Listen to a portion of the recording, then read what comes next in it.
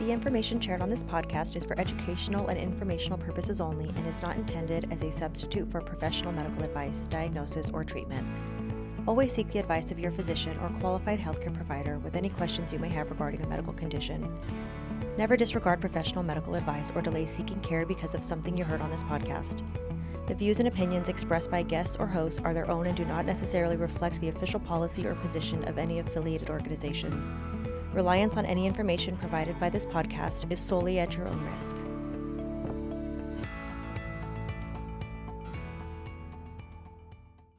Welcome to the Healthy Image Podcast. Today we're diving into a topic that can feel overwhelming for many, your first appointment with an oncologist.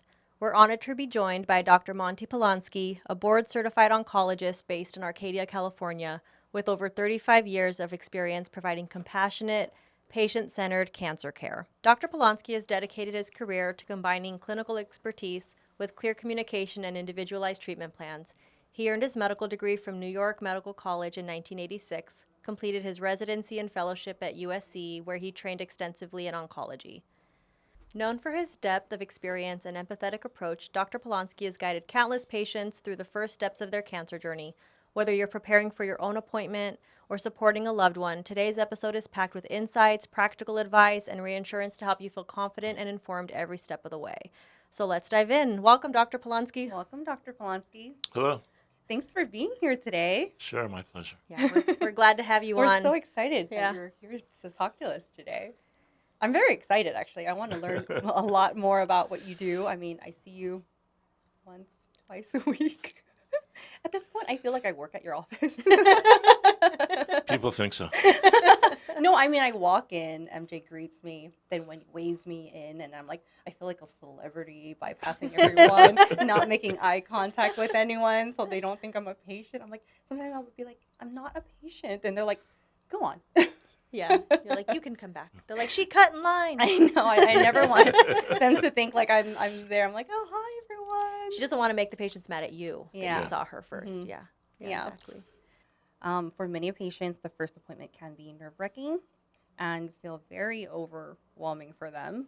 What emotions do you commonly see when a patient walks through your door for the first time? Anxiety. People are nervous. Yeah. They have cancer. It's a mystical word Mm-hmm. in our society. Yeah. Do you, at the first visit, do a lot of patients like cry? Do you have No, tissues not in many the cry, room? but some. Yeah, we have tissues. Yeah. Some cry, but mostly they're just nervous. Mm. They apologize a lot. They're trying to for being Oh, nervous. So it's yeah. okay. How do you, Fortunately, they haven't been through it before. yeah. Right. How do you make them feel comfortable? Just talk with them. Hmm. Look at them in the eye and talk. What should a patient realistically expect during their first visit? Just to have an idea what the plan is. Mm-hmm. A basic idea because things are going to change. Typically, we don't have all the information. Yeah. So because we don't have all the information, it's hard to say specifically what we're going to offer, what we're going to do. Mm-hmm. But the idea that it's a process and they've started it. Do patients sometimes come in and think immediately they're starting some sort of treatment? Yeah, it's common. And Yeah. I have to let them know it's a process. Mm. We have to, again, we don't always have all the information. Mm-hmm. And even when we do have all the information, we have to go over it, try to figure out what's best for them. Mm. How soon, it probably depends on the type of cancer, but how soon from diagnosis to treatment? Like how soon after can take diagnosis? Weeks. It can take Yeah. a week or it can take many weeks. Just depending on the Depending type. on the type, the medication we want to use. Mm-hmm. A lot of times there's, again, may have to get more tests Mm-hmm. to get a PET scan. Could take 3-4 weeks to get. Mm-hmm. A lot of times I need it done, but I don't need the results necessarily. Yeah.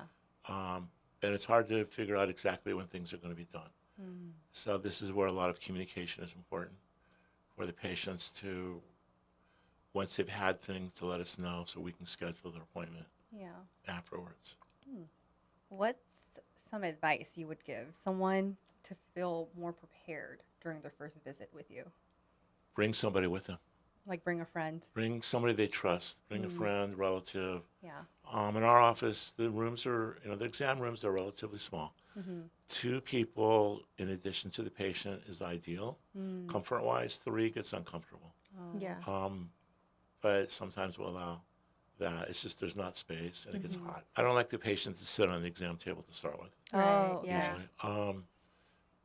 But and then somebody should bring something to take notes. I was gonna say I would imagine that bringing somebody with you to your appointment because you already have all the anxiety of getting the cancer diagnosis, where you need somebody to kind of take in the information, because I'm sure when the patient leaves, they probably think to themselves, Well, "What just what happened? What did happened? he say? What? Yeah. What?" Yeah, studies show people hear about half of what's said. Yeah.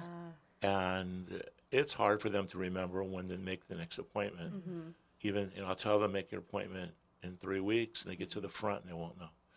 They won't remember. So it's common just not to remember things. Mm-hmm. Yeah. A lot of people like to record it. Mm. Um, I don't have a problem with that, but Yeah. I don't think it's the best way of doing it. I think that then you end up spending a lot of time listening to something that Yeah. I just don't. I have troubles believing it's that helpful. But if they want to record it, I have no problems. I just make sure they let me know. Maybe their note taker is not taking the correct notes, hence the recording Yeah. of, They want to make sure. yeah, they want to make sure everything Yeah. is there and they're not missing anything. Yeah. And don't be afraid to ask questions.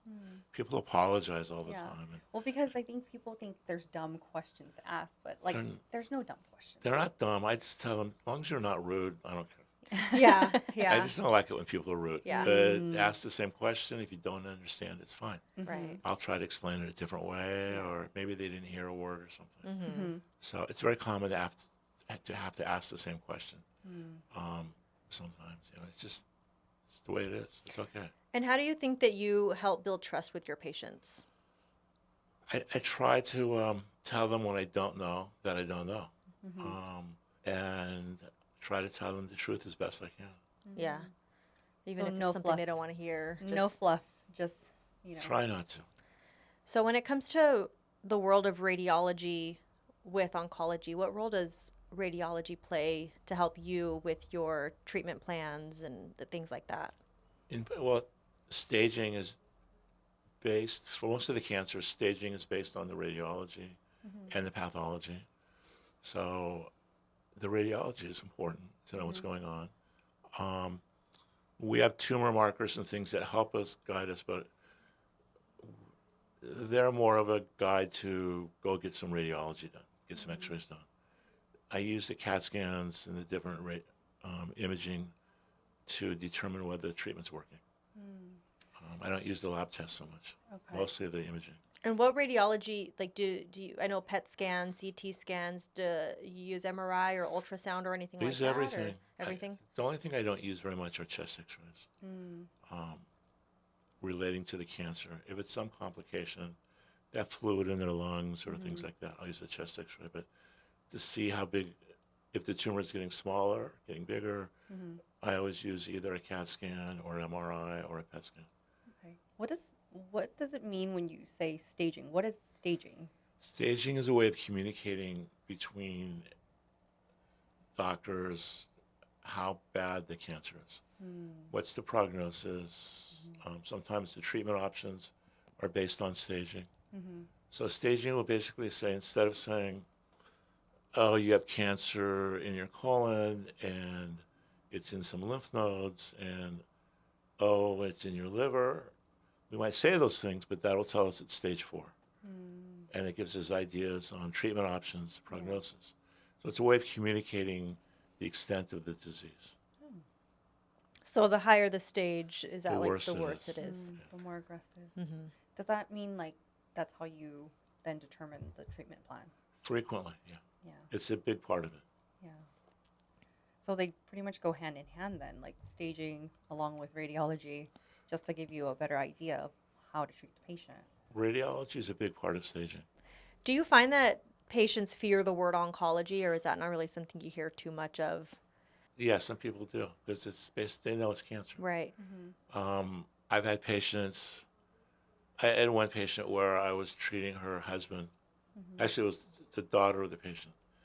And I had treated her father, and then her mother was treating her, and her mother came into the hospital room in a panic, like, why was I seeing the patient? I'm an oncologist. Turned out I was seeing her for a blood problem. But she was scared because, again, it was Yeah. oncology, and she knew me as an oncologist. Yeah. How involved are patients when it comes to decision making? I know you probably tell them what the treatment plan is going to be and what comes next, but do the patients have any involvement in that, or do they just follow what you say? Like, at what point do you feel they should be advocating for themselves and things like that? I'm not Marcus Welby. So they don't, I tell them to do this, and that's what they do. That doesn't work. Yeah, Although a lot of people want me to. yeah, What I do is I make recommendations. Yeah. I explain the differences, and we make a decision. I help them make a decision. There are a lot of things involved in making that decision that I have no idea about. I try to figure out their social situation. Do they have support? Try to figure out how healthy they are. And their belief system. Sometimes people don't want things. Some people, it can be very important for somebody not to lose her hair. it's like a game of Tetris. Yeah. Yeah. You have to put it all together and then figure out what's best. I'll draw a Venn diagram a lot of times and explain, if we don't have the overlapping where we both are in agreement to do the same thing or the same goals, then we have to talk about, if your goal is different than what I think is reasonable, we have to talk about it. Yeah. And if what I will recommend is not something they want to do, again, we have to talk. We still talk if we have the same goals, but it's not quite as difficult. So they have there's a lot of variables. There's a lot of options. Even with most basic treatments, there are options. So we're trying to figure out what's the best option. Yeah. And then sometimes we're not stuck with that option. If it doesn't work, we can change it. Yeah. If they can't tolerate it, we can change it Yeah. or adjust it. How do you address the quality of life concerns, like family or work or mental health during the first initial visit? Patients usually, they bring that up. Mm. A lot of it they want to know that I can't tell them answers yet because I don't know what they're going to be given or offered. Yeah. We try to make sure that their life doesn't go on complete hold. And again, it depends on what the goal is. Yeah. Somebody with metastatic cancer, and I tell them, if you want to go away, we'll, on vacation or something, we'll try to adjust to your schedule, and we'll go from there. If it's somebody where it's adjusting the schedule is more difficult for their treatment, then we'll talk about it. Yeah. But it's basically we can do make a lot of adjustments. So it's up to the patient. Kind of let me know they want to do something enough ahead of time that I can make adjustments. And I try to explain the benefits and negatives of doing whatever it is they want to do. And how important is it? And a lot of times I'll ask if there's, in the very beginning, are there life events, things like births, graduations, weddings, or things like that coming up that they want to make sure they can go to. And that will also enter into treatment planning as how aggressive we want to be with certain, again, it depends on what they have and what the options are. As we mentioned a little bit earlier, you said that it's encouraged for a patient to bring in, a loved one to be there to support them during that time. How do you balance, including them in the process, or how do you keep the patient in the center of that conversation? Depends on, in the first part of the visit, I'll be asking lots of questions. And the person who comes with them invariably wants to answer. And I have to remind them, don't answer unless they're wrong. And because I need to see what the patient knows, what the patient understands. So I'll focus on the patient when I'm asking the questions. If basically I focus on whoever's talking to me, Gotcha. but usually it's the patient. Sometimes it's a language issue, then I'll focus, or I'll tell this is basically who I'm talking to. I think a lot of times people think once you get a diagnosis, it's over. Do people tell you that at the office? I hear a lot. Well, they're always telling us we have to get diagnosed early. It's important to be diagnosed early. Mm-hmm. And I mean, also, that's true, but now we're going to treat you, but it does take some time. Mm-hmm. And it's just built into the process. There's nothing we can do about it. Mm-hmm. It's very frustrating. My wife, when she had cancer, she'd be on these websites and people would complain about things not being done quickly. Mm. She would tell them that the doctors were just as frustrated, Yeah. that it was very hard for us to have to wait. Mm-hmm. But everything takes time. Yeah. Again, in a perfect world, we can just snap our fingers and have, the pharmacy delivered the medication and, the appointment slot opened up for you. And, it just some things take time to get Yeah. done. Do you feel like over these years, you've gotten busier? You're seeing more It patients be seems diagnosed? busier. I don't know if it's more patients, if it's more bureaucracy. I don't know what it is. It seems like there's more patients. Yeah. And We're busier. is there a certain type of cancer that you see more of? No, I don't think so. Just I think kinda it's split up? just more Yeah. in general. Yeah. What are the ones you're currently seeing in the office that you're treating for? Almost everything. Everything. You know, breast cancer, colon cancer, Mm-hmm. rectal cancer. Mm-hmm. I have somebody with gallbladder cancer just came in. I have a lady with, I don't know what she has yet. We're trying to figure it out. Yeah. She hasn't had a biopsy yet. Oh. Lymphomas, chronic leukemias. Over the years, like we said before, you've been doing this for, what is it, over 35 years now? How have advances in imaging, genetics, and just personalized medicine changed? Probably a lot. Well, we didn't have the genetic tests. We didn't have personalized medicine. I mean, personalized is a buzzword. What does it mean? Yeah. Now it means looking at your mutations and, if you have lung cancer and you have a certain mutation, we can give you a certain drug specifically for that mutation. Oh. Where before personalized medicine meant, all right, you have lung cancer, we're going to give you these things. Can you tolerate these things?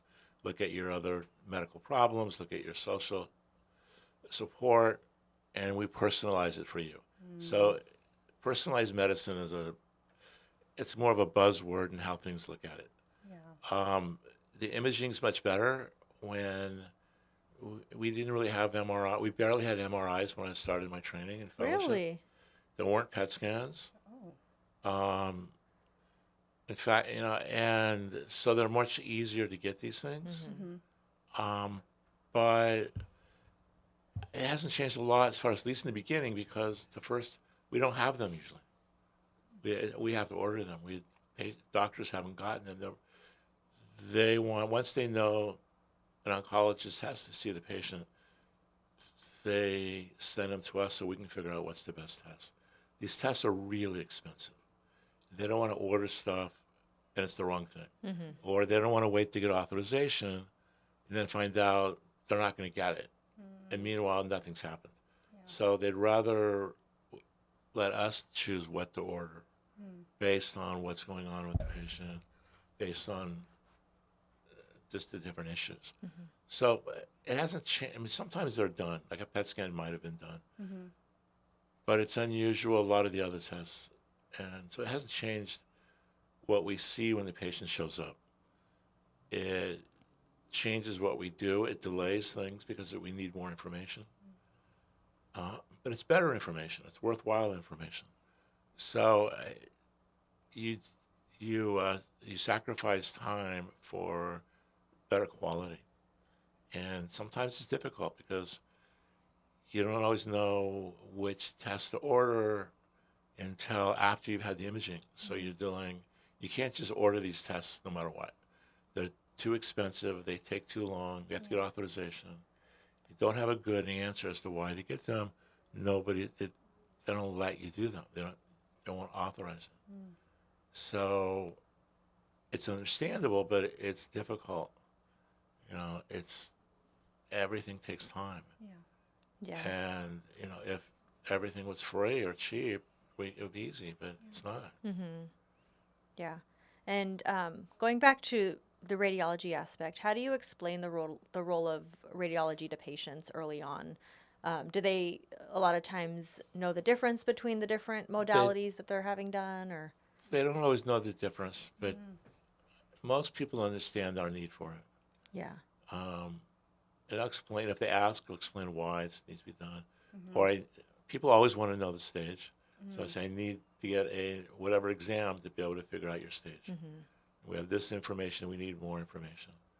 And that's the test that we get it. And chances are, before the patient got to you, they had some sort of imaging, which is what referred the patient to you, right? Not always. Not always. It depends on how the diagnosis came up. Why did they have to look? Mm-hmm. Yeah. I had a patient who he had a heart attack, and they did a chest X-ray, and there was a lesion. You could see a lesion. So, we got to go find out what that is. So they did a CAT scan. I think they biopsied him, so I had the CAT scan and I had the biopsy. But I needed another CAT scan, a different area. But it was quicker because I had half the stuff. Other people come in and they might have a lump on their neck, so they'll just biopsy it maybe. Yeah. Or maybe get an ultrasound or a CAT scan of just that area. And, all right, we know you've got cancer. Now I have to figure out, is it anywhere else or not? So we need more imaging. Yeah. So it's probably better that I see them before so I can order what I need. Yeah. Yeah. But it's nice to have it already. Yeah. Yeah.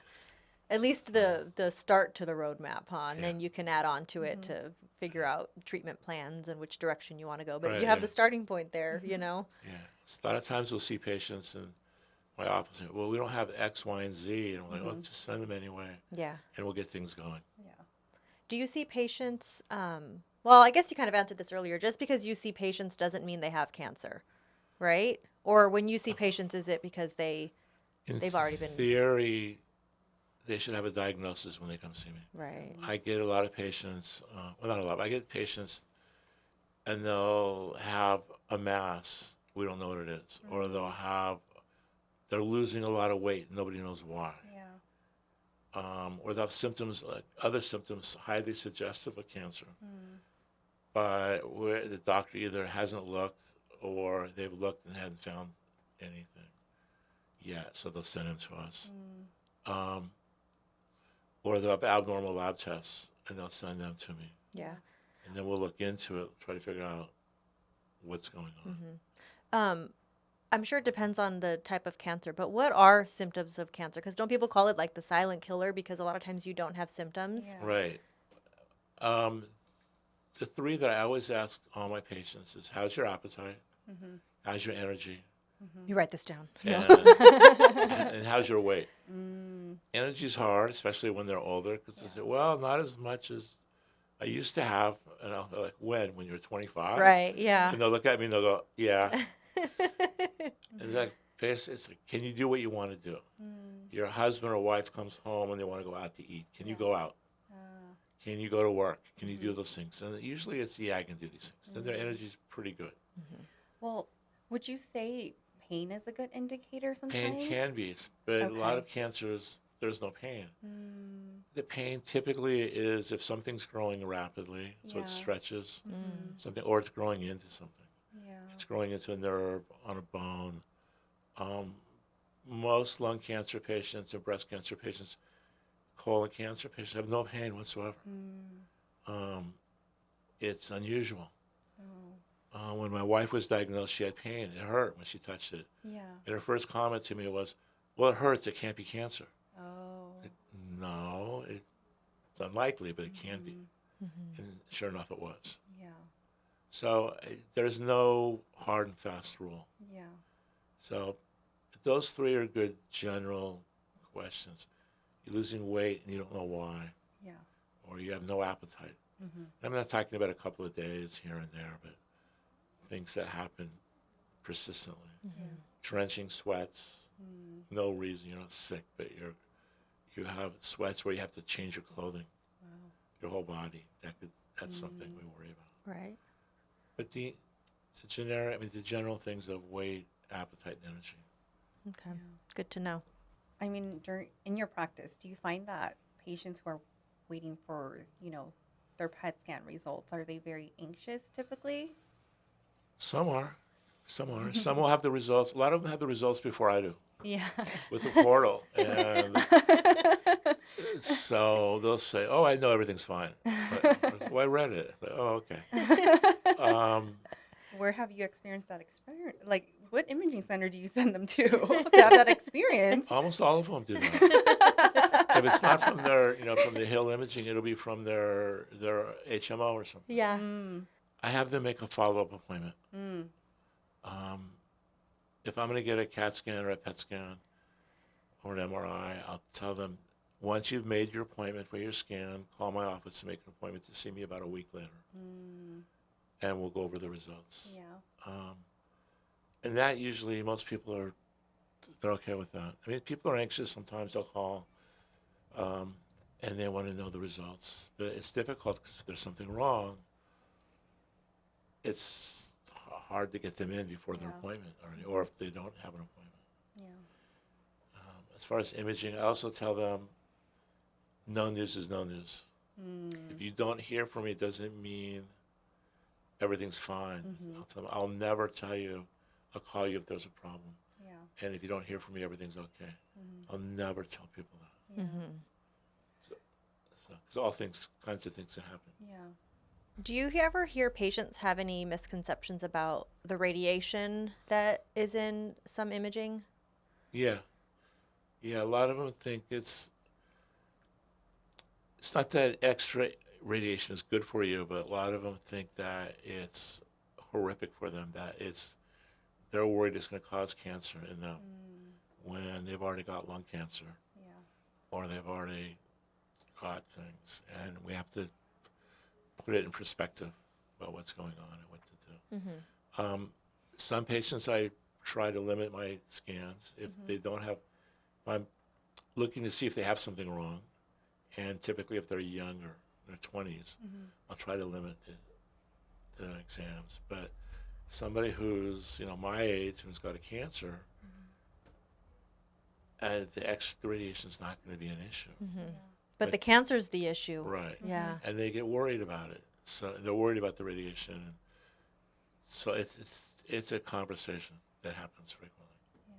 And then back to imaging, how do oncologists and radiologists work together to ensure that the patient has the best treatment? The radiologists, we have to, oncologists have to know what's going on. So usually the reports, if it's a good place, a good radiologist, the report will let us know what's going on. Sometimes it's a little confusing or I need more information, and I'll either call them or go in to talk with them.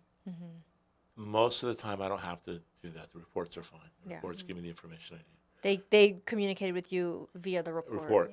Yeah. If there's something wrong that is, they think it's more of an emergency or something is not expected, sometimes they'll call. I'll get phone calls and say, about this wasn't there before. Do you know about this? Or we saw this, and I was concerned. So that's really helpful. I don't like it. Because they're hunting you down, trying to give you new information about your patient. But they feel it's important, and I mean, usually it is. Yeah. Usually it is important. Yeah. So they're good about that. That's something I feel like I'm seeing that more and more the last couple of years than I've seen it before.